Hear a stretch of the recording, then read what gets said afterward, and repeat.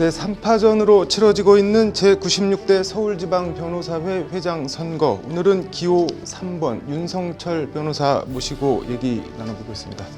윤 변호사님 어서 오십시오. 안녕하십니까. 네, 먼저 간단한 자기소개와 인사 말씀 부탁드리겠습니다. 네, 96대 서울지방변호사회 회장 후보 기호 3번 윤성철 변호사 인사드리겠습니다.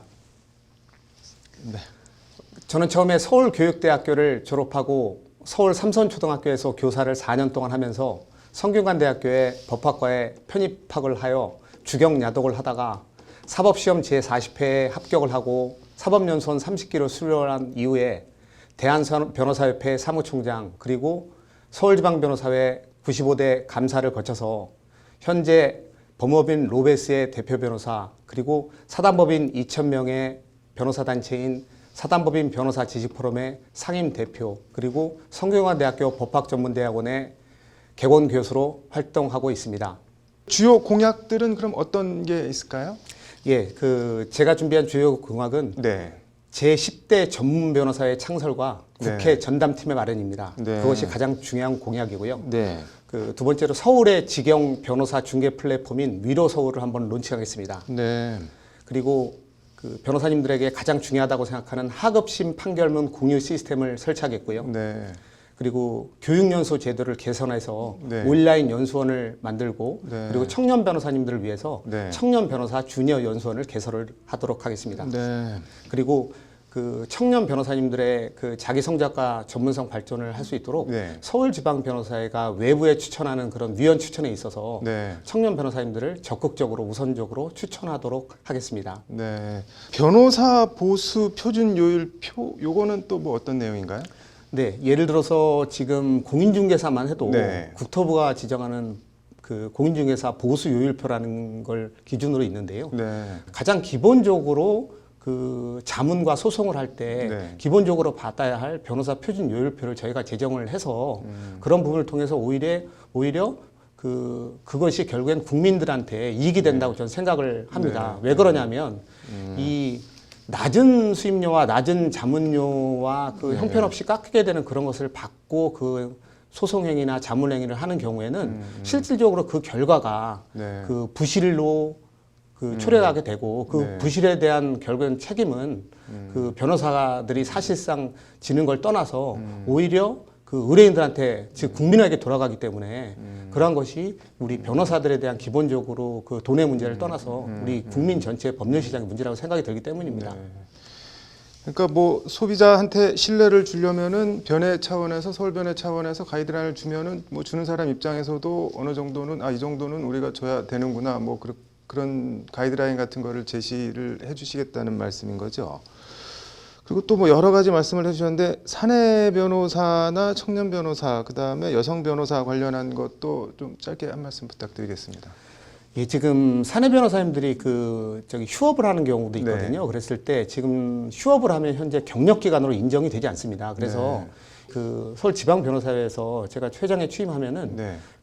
사내 변호사 분들에 대한 어떤 회비 납부 의무를 회사가 부담을 하도록 왜냐하면 그거는 회사를 위해서 기본적으로 우리 사내 변호사님들 일을 하고 있으니까 네. 그거에 대해서는 정당한 권리라고 생각하고요. 네. 그거에 대해서 저희가 보수 의무 규정으로 만들어서 네. 반드시 시행하도록 그렇게 하겠습니다. 네. 청년 변호사, 여성 변호사 관련한 공약은 뭐가 있을까요? 네, 청년 변호사, 여성 변호사님들을 위한 공약을 몇 가지 말씀드리면 네. 아까 말씀드린 10대 전문 변호사회에 네. 청년 변호사님들을 적극적으로 활동을 하게 해서 네. 전문성으로 성장시킨다는 건 이미 말씀을 드렸고요. 네. 나머지 추가적으로 한 두 가지 정도를 제가 말씀드리고 싶은데요. 네. 첫째는 지금 서울지방 변호사 내외에 네. 외부위원 추천이 있습니다. 네. 각종 유관기관이나 정부 부처나 그런 곳에서 서울지방변호사회에 외부위원회에 위원을 추천해달라는 그런 공문 추천이 많은데요. 네. 그래서 저희는 어떻게 생각을 하고 있냐면 서울지방변호사에 열심히 활동하는 청년 변호사님들에 네. 대해서 네. 외부 추천위원회를 적극적으로 추천을 하되 그 추천의 기준도 만들고 그걸 통해서 전문성을 성장하도록 돕다는 게 저희 아닌데요. 기준을 마련해서 그분들에게 외부위원회 추천을 적극적으로 하자는 것이 제 의견입니다. 네. 그리고 또 한 가지 이렇게 말씀을 드리면 네. 그 일가정 양립이나 출산 육아하는 그런 여성 변호사님들에 대한 고충을 지금 요즘에 많이 토로를 하는데요. 네. 조금 더 상세하게 말씀을 드리면 예를 들어서 네. 그 파트타임으로 이렇게 그 근무를 하는 변호사님들, 엄마 변호사님들 이런 네. 단을 모집을 하고 또 그 정식으로 채용하면 부담스럽지만 네. 그 일이 갑자기 많아지거나 그랬을 때 어떤 온라인 오프라인 상담이나 아니면 소장 작성이나 서면 대행 이런 것들을 일정 변호사 보수를 주고 그분들을 이렇게 그 일 중심으로 해서 채용을 그렇게 하고 풀타임 채용이 아닌 파트타임으로 채용을 하고 그다음에 그 서로 매칭시켜주는 그런 프로그램이고요. 네. 그러면 어떤 부분이 되냐면 그 여성 변호사님들한테 경력 단절도 막을 수도 있고 그다음에 그분들이 그 자기가 하고 싶은 일 중심으로 특히 일을 받게 되면 전문성도 선정할 수 있는 네. 경력 단절을 반제할 수 있는 그런 그 아이디어가 되거든요. 그래서 네. 제가 그 서울회장이 되면 꼭 하고 싶은 게 이 경력 단절을 위한 여성 변호사님들과 그 다음에 일가정 양립을 위해서 네. 그 시간을 최대한 활용할 수 있는 그런 모델링을 좀 하고 싶습니다. 네. 그 최근 사설 변호사 소개 플랫폼이 핫한 이슈인데 이거에 대해서는 뭐 어떤 입장이신가요? 예, 지금 그 저기 네. 사설 중개 플랫폼에 대해서 굉장히 변호사 회원분들이 많으시고요. 네. 굉장히 걱정도 많으시고 그 한편으로는 또 붕괴도 하고 계신데요. 최근에 그 지하철을 타면 요즘에도 그 특정 그 로또 네. 같은 그런 회사들이 네. 형량 예측이라는 네. 그런 네. 얘기를 하면서 네. 그 광고를 하고 있는 걸 볼 수 있습니다. 예전에는 이거에 대해서 그냥 변호사법 위반이다 해서 고소고발하고 진정하고 이렇게 나가는 그 행동을 했었거든요. 네. 근데 저는 그렇게 소극적인 대응만이 아니라 네. 그 서울에서 공식적으로 네. 그 서울에가 인증하고 운영하는 그 중개 플랫폼을 설치를 해서 네. 그 부분을 적극적으로 회원들이 열심히 하고 분야를 개척하는 사람들을 마케팅을 하고 알려줘서 국민들에게 공적인 어떤 이런 그 기대가 되고 충분히 신뢰가 되는 그런 중개품을 만들어서 네. 회원들이 열심히 하는 회원들이 정당하게 자기 분야에 대해서 인정을 받고 그 사건 수임을 더 할 수 있는 그런 시스템을 새로 론칭을 하고자 합니다. 네.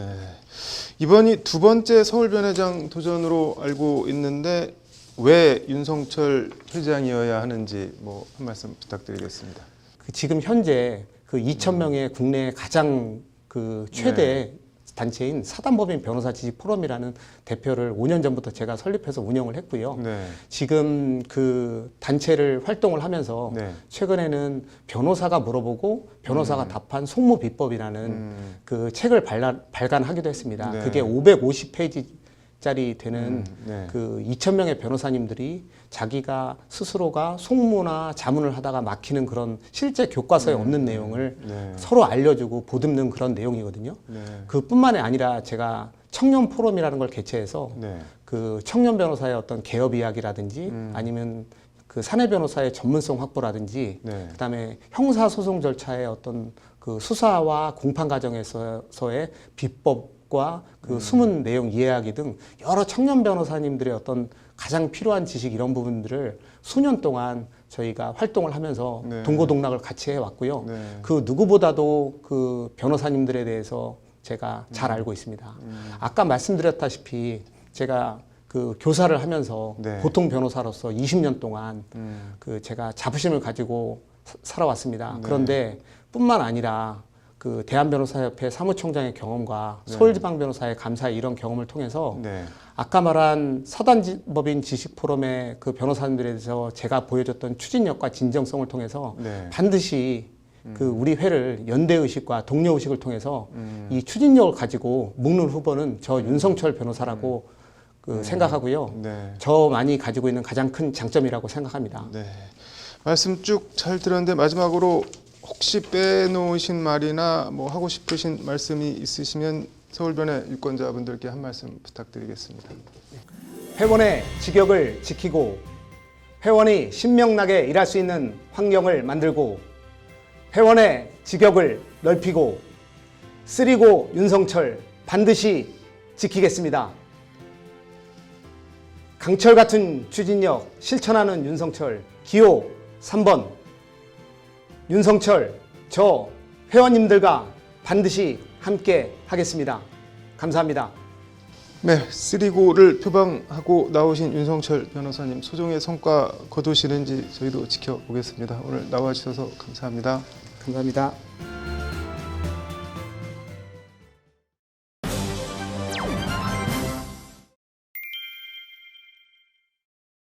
네, 올해 치러진 제10회 변호사 시험에 연세대 로스쿨 모의고사와 아주 흡사한 문제가 출제되면서 촉발된 문제 베끼기 논란과 파문이 일파만파 확산되고 있습니다.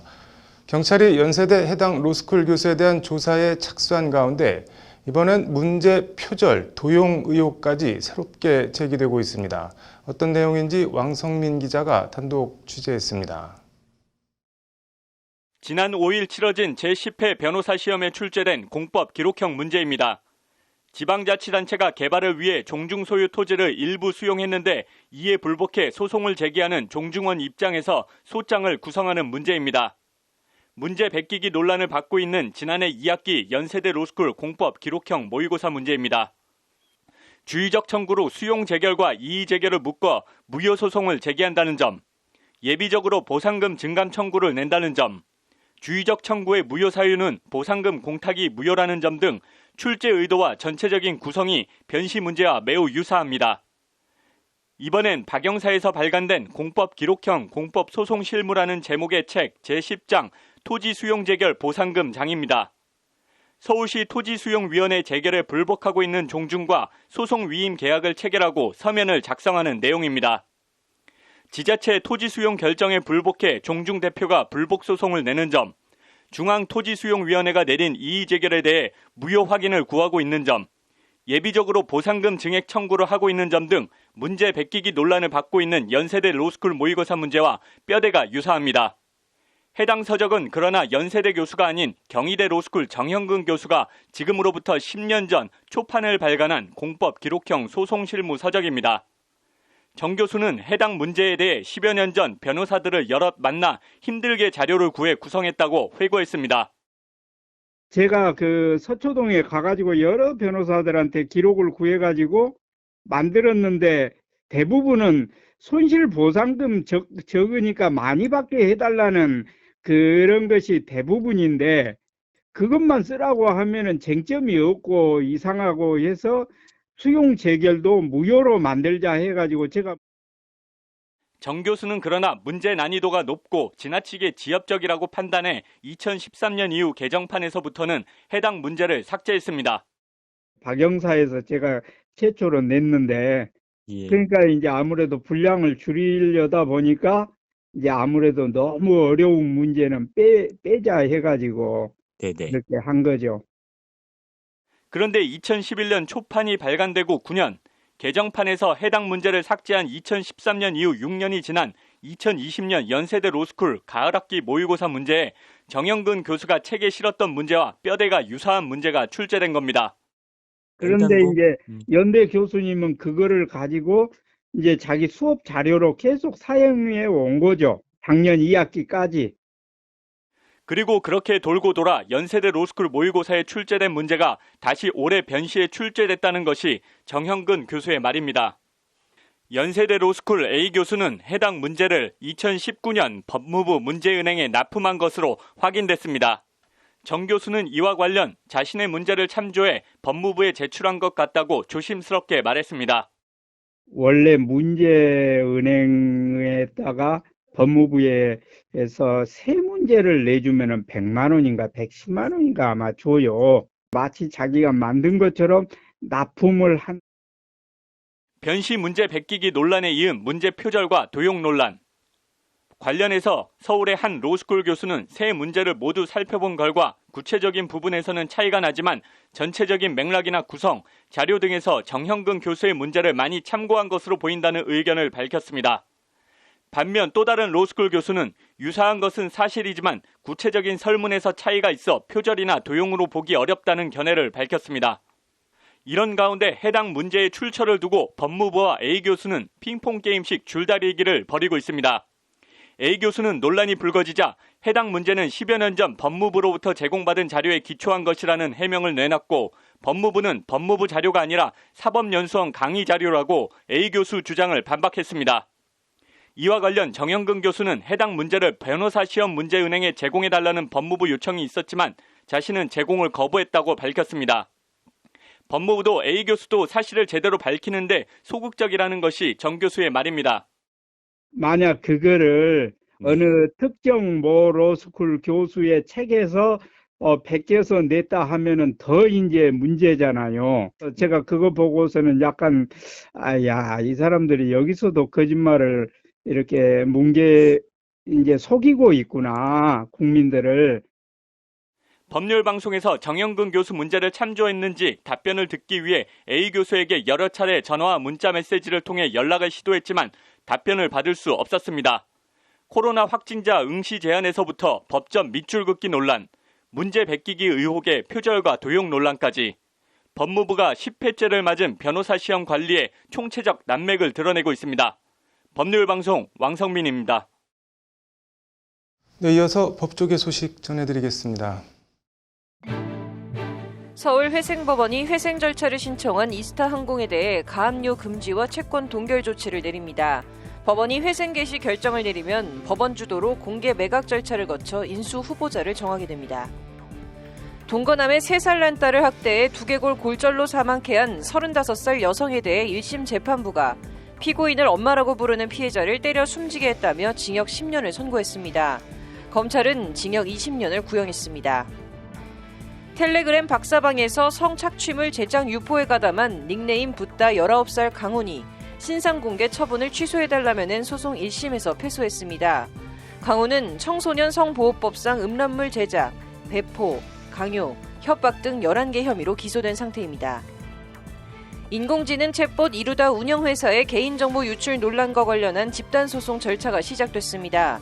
공동소송 플랫폼 화난 사람들은 피해자를 모집해 집단소송을 낸다고 밝혔습니다.